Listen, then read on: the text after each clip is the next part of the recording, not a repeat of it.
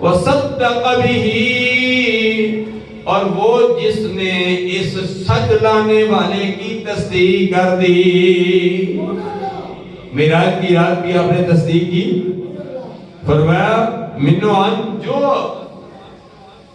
اللہ کے پیارے حبیب فرماتے ہیں سچ فرماتے ہیں، آپ نے تصدیق کی۔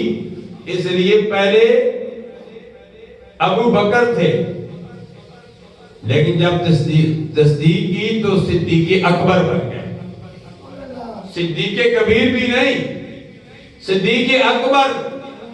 اکبر اس میں تفضیل کا صیغہ ہے، یعنی بہت بڑے سچے، اعلیٰ قسم کے سچ بولنے والے۔ سچ بولنے والوں کی بھی اقسام ہے، فرمایا یہ وہ سچ بولنے والے ہیں جس کی تصدیق قرآن کر رہا ہے، یہ وہ سچ بولنے والے ہیں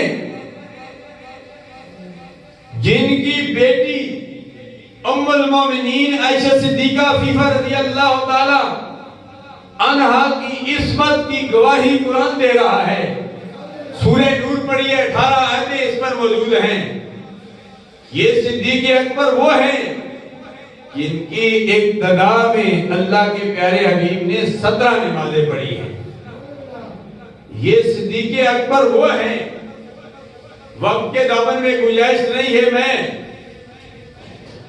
کس طرف جاؤں، جان، مال، اولاد، وطن،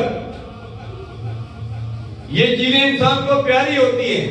آپ نے اپنا تن من دھن سب کچھ دین مصطفیٰ کے لیے قربان کر دیا۔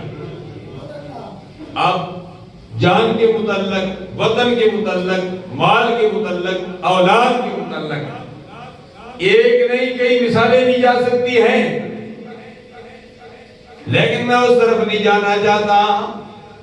آپ علماء سے سنتے رہتے ہیں آپ نے جان کی کیسے قربانی دی، مال کی کیسے قربانی دی، اولاد کی کیسے قربانی دی، اور وطن کی کیسے قربانی دی۔